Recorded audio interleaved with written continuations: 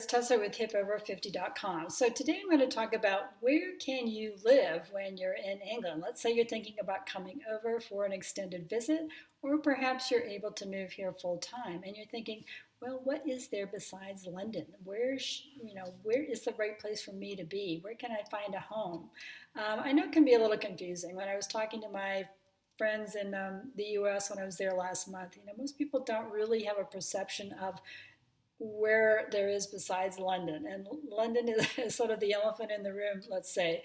But there are a lot of great areas to live in England, and I'm going to tell you about them today. So, I am Tessa with Hip Over 50, and I'm basically telling you and talking to you and sharing with you my journey, what an American term that is, huh? About moving back to England in midlife. So, on with the show. So, big cities, right? Let's start with London. Okay, you knew we were going to go there. So, London has a population of about 8 million, so it's a heavy hitter, about as many people as there are in New York City. And of course, it's a fabulous place to call home. There are multiple neighborhoods. Gorgeous, gorgeous architecture, fabulous culture, world-class museums, the hub of the financial, business in England and the UK. I mean, this is where the movers and shakers are. That's London. And of course, Parliament, Westminster, the government all resides in London. So you do pay a price to live in London, though. It does have the highest average property prices in the UK, which is really probably no surprise. And you're looking at about a cool £500,000. That probably won't get you much. It just depends on the neighborhood, but that's probably about $650,000 for you U.S. folks. So London, yes, is a great viable choice. It's not for everybody. It's pretty full on, and it requires a commitment to live there, not only financially, but you've got to want that urban environment. However, London, I think, is more like a small town or a city in a lot of areas because you've got a lot of great green space in London, a lot of beautiful parks. I mean, you can be just on the edge of London. You'd never know there was a big city there. That is the difference, I think, between London and New York. So it could be your cup of tea. But if you're looking for something a little smaller, a little different, maybe a little edgier, why not think about Manchester? Manchester has a population of about 3 million in the greater Manchester area. It's in the north of England and has a corresponding climate and weather, sorry to say, but it is half the price of living in London. And yet it's still the third largest city. So there you go. Birthplace to the Industrial Revolution, hello. A lot of stuff happened in Manchester, including a great music scene. My favorite group, New Order, started out in Manchester, and it's got a little more of a gritty, I think, urban vibe. I'm not super familiar with Manchester. I have not lived in that area, but I'm telling you what I know.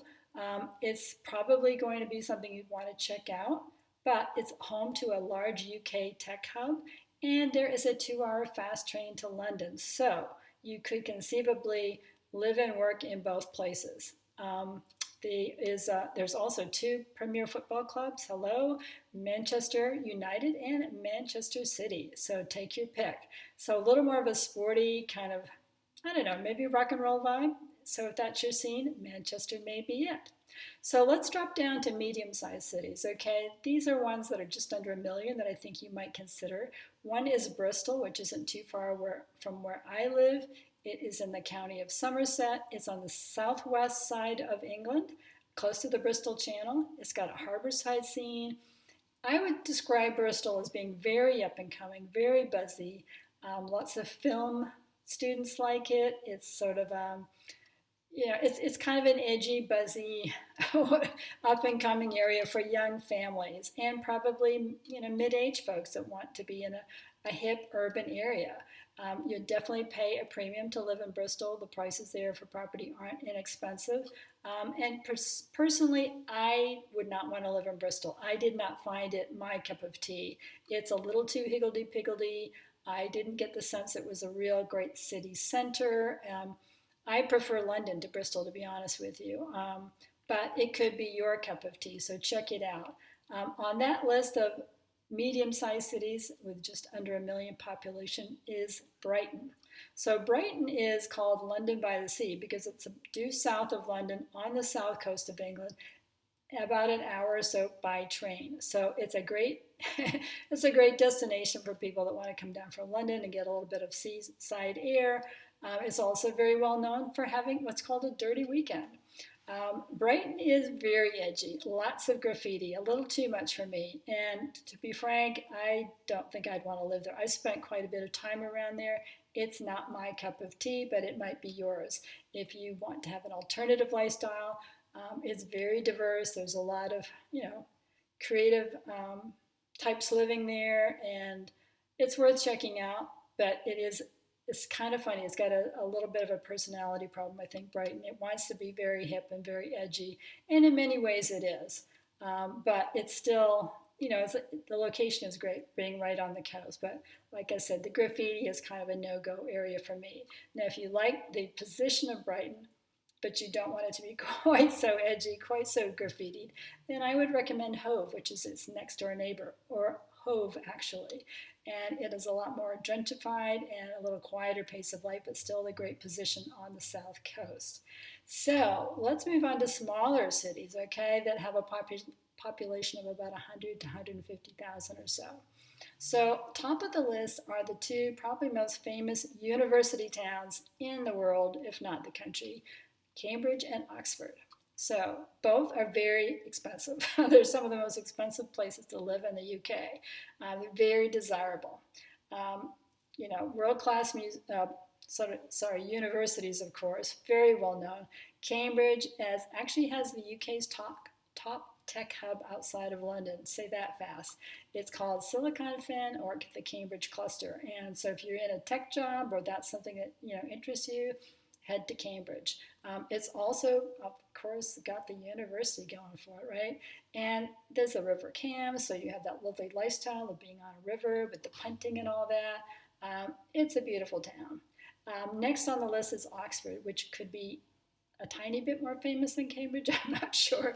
But of course, it's well known as a great filming location. If you've ever seen Harry Potter or those Inspector Morse or Endeavour series, you've seen Oxford, the city of the dreaming spires. So again, a beautiful city, a lovely lifestyle, very des-res here, very much so.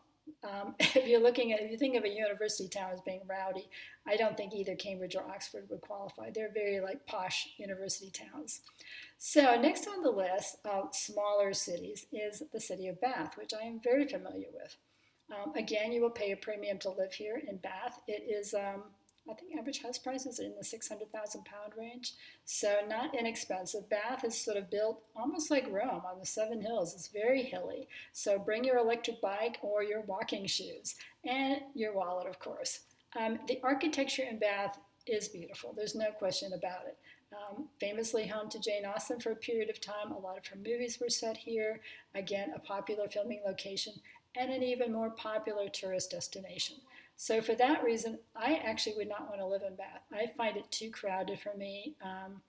The center of Bath, which is where all the shops and things are, it's just kind of gone the other way. It's not really somewhere that I would want to shop. I do go there because it's my closest big shopping hub. But you may feel differently. It's an hour-and-a-half train ride to London, so you could easily commute if you needed to into London or to get to, airports, etc. So Bath is a consideration, and the countryside around it is beautiful. The county of Somerset, lots of lovely towns and villages, and you're on the doorstep of the Cotswolds. So the next city I'd like to say I think you would like is Exeter, because I think it's pretty awesome. Now, I haven't spent a lot of time there. I went in one day on the train. I was like, wow, I really like this. It's tidy, it's clean, great shopping district, Princess Hay, right in the center of town, beautiful Exeter Cathedral, hello, lovely, fantastic little gem of a museum, and just a lot of quirky little neighborhoods. And you've got the sort of a quayside there, so you're not right on the water, but you feel like you are. You're at the top of the estuary, so the estuary. So you get that sense that you are near the water. And just next door is one of my favorite towns that I've discovered so far in England, the town of Topsham.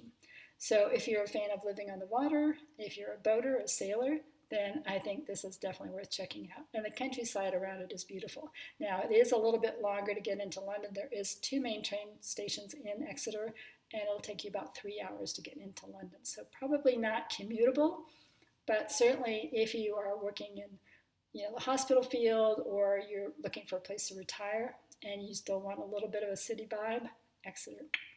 And then last but not least on my list of smaller cities with population around 100 and so thousand is Eastbourne. Now Eastbourne is, let's go back along the coast heading east, let's go past Brighton, and Eastbourne is about an hour east of Brighton. You'll cross past the Seven Sisters Close, which is absolutely stunning.